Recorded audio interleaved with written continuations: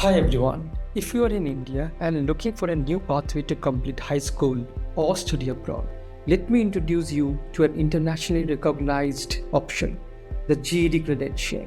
The GED is an internationally recognized high school equivalency qualification that can open doors to universities and career opportunities around the world. If you plan to take the GED test in India, the first step is simple. Visit GED.com, create your free GED account, and choose India as your testing jurisdiction.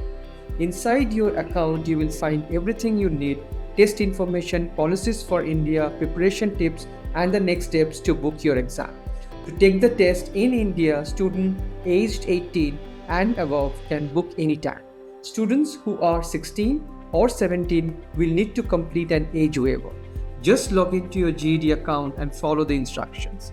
The GED is expanding rapidly in India, and you will be able to find testing centers near you in many major cities.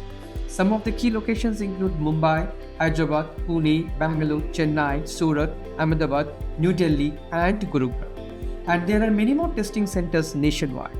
You can see the full list inside your GED account when you are ready to book your test.